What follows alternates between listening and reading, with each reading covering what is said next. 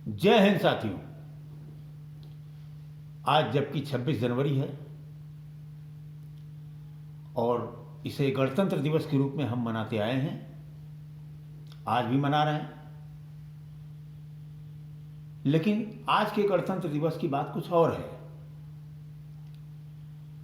आज दिल्ली की सड़कों पर राष्ट्रपति भवन और बोट क्लब से लेकर दिल्ली के रिंग रोड पर गण और तंत्र दोनों ही उपस्थित है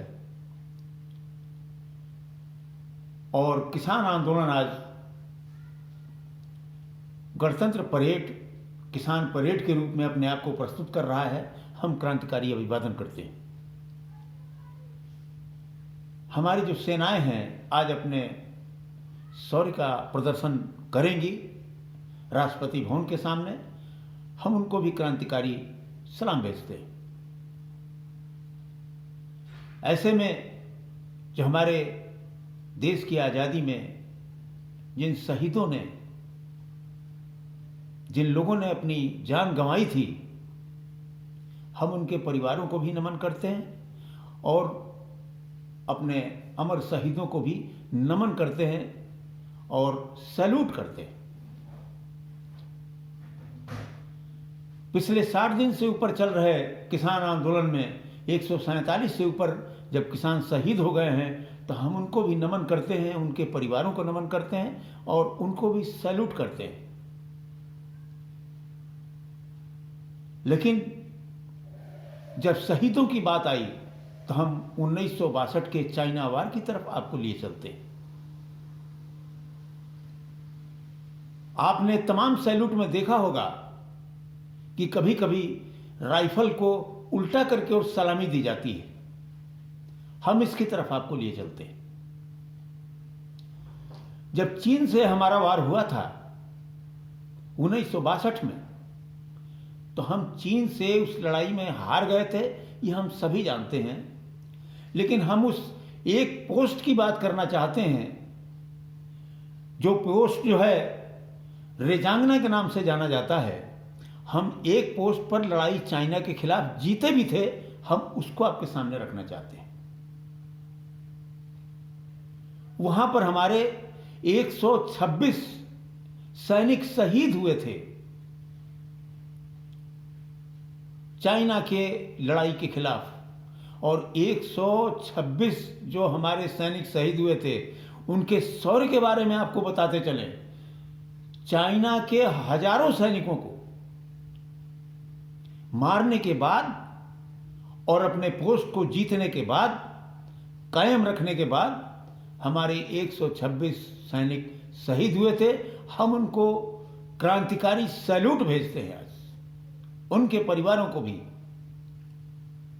और अगर ये सुनकर हमारे देशवासी रोमांचित हो रहे हैं तो ये क्रांतिकारी सैल्यूट हम देश के 138 करोड़ को भी करना चाहते हैं। लेकिन हुआ क्या था, थोड़ा सा उसके पीछे हम आपको ले जाना चाहते हैं। जब पूरी लड़ाई हम हार रहे थे, उस समय रेजांगना पोस्ट पर हम लड़ाई जीत रहे थे और हमारे 126 जवानों ने अपनी शहादत देकर और हजारों चाइना के सैनिकों को मारा था। और हम आपको यहां बताते चले कि जब चाइना के जनरलों को पता लगा कि हमारे हजारों सैनिक मार दिए गए और हिंदुस्तान के केवल 126 सैनिक ही शहीद हुए हैं, तो सेना के बड़े अफसरों का वहां दौरा हुआ ये देखने के लिए कि कैसे हुआ। तो जब सेना के अफसर वहां आए चाइना के, मैं आपको बताऊं, राइफल उल्टा करके सलामी देने की परंपरा की शुरुआत चाइना के एक अफसर ने किया था सेना के।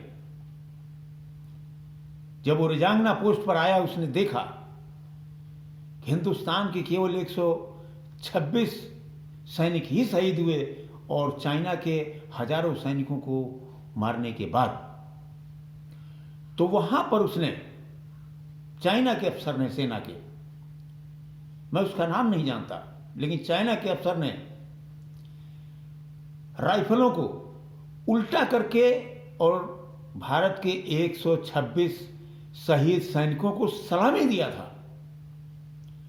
तब से हमारे देश में परंपरा चली आ रही है कि 126 उन शहीदों को राइफल उल्टा करके सलामी दी जाती है। और आज हम क्रांतिकारी सलामी अपना भी पेश करते हैं 126 उन शहीद सैनिकों। अब हम आपको लिए चलते हैं 147 से ऊपर जो हमारे किसान आंदोलन में किसान शहीद हुए हैं। 147 से ऊपर जब हमारे किसान शहीद हो गए हैं, आंदोलन लगातार कदम दर कदम आगे बढ़ता हुआ सफलता की सीढ़ियों को चढ़ता हुआ।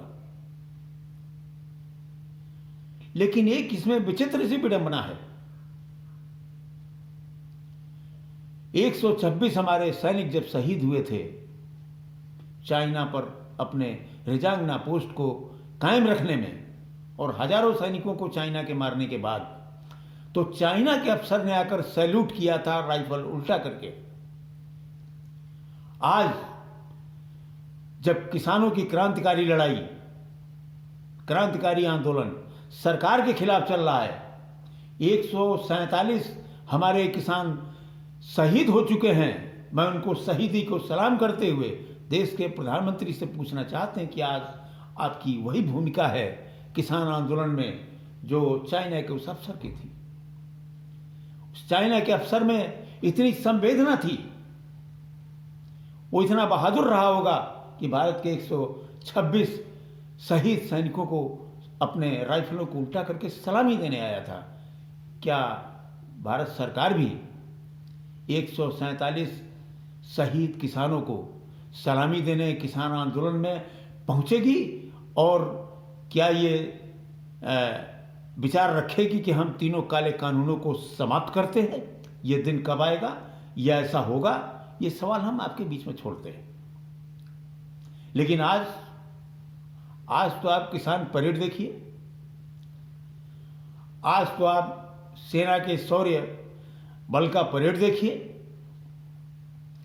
और दोनों को मैं सलाम करता हूं। और दूसरी तरफ यह भी देखना है कि आज किसानों के पास, निहत्थे किसानों के पास विचारों के हथियार के अलावा और कुछ भी नहीं, और सरकार के सशस्त्र बल जो लगाए गए हैं किसानों पर, उनके पास लोहे लक्कड़ के हथियारों के अलावा और कुछ भी नहीं।